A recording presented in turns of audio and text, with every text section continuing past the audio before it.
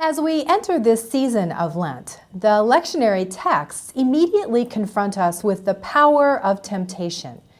In the lectionary for this first week, the power of temptation runs throughout all of the lessons. And one of the things that the lessons point out is that the tricky thing about temptation is that it almost always wears the guise of some real good that we're tempted to pursue, but with a misdirected aim.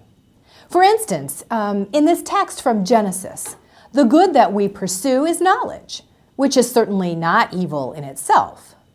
But when knowledge is twisted into a pursuit of godlike power, it can become destructive.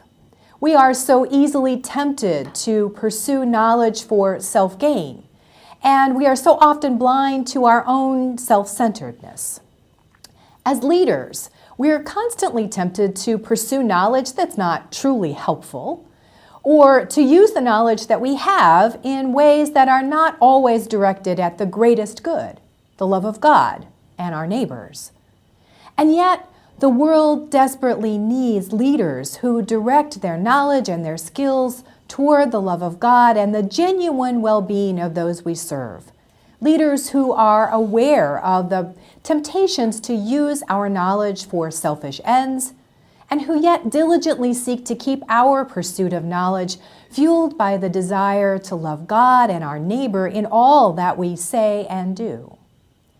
We see this power of temptation again as we look at Psalm 32. Here, the psalmist reminds us of the temptation to hide our sinfulness, to try to mask our failures, to deceive ourselves and those around us, to wander from God like an ill-tempered mule who can only be controlled by a firm bit and bridle.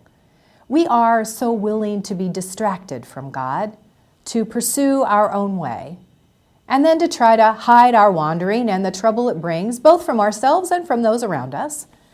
The psalmist reminds us that such attempts to hide our failures only compound our difficulties, that it leaves our spirits and our strength dried up as by the heat of summer.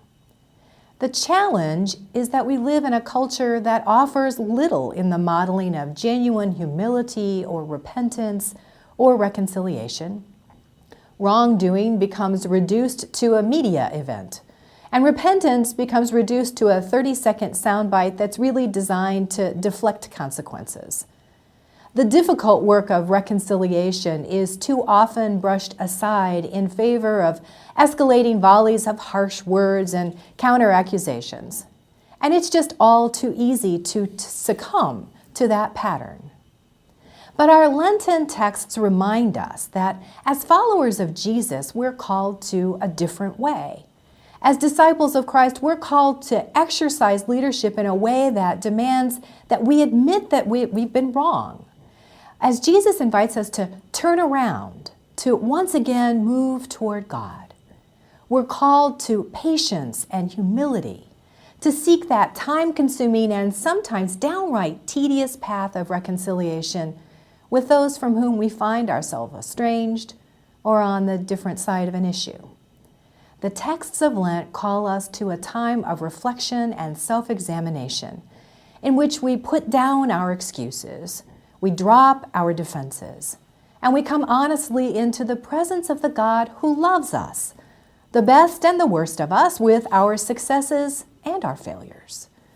We're given the opportunity to see where we've wandered, where we've been stubborn, where our pride or our ego or our fear has misdirected our use of knowledge and skills, where we've seen conflict as an excuse to criticize or retaliate, to become cynical, or to disengage. We're presented with the chance to come into a place of grace, to be refilled with God's love and forgiveness, and to turn around.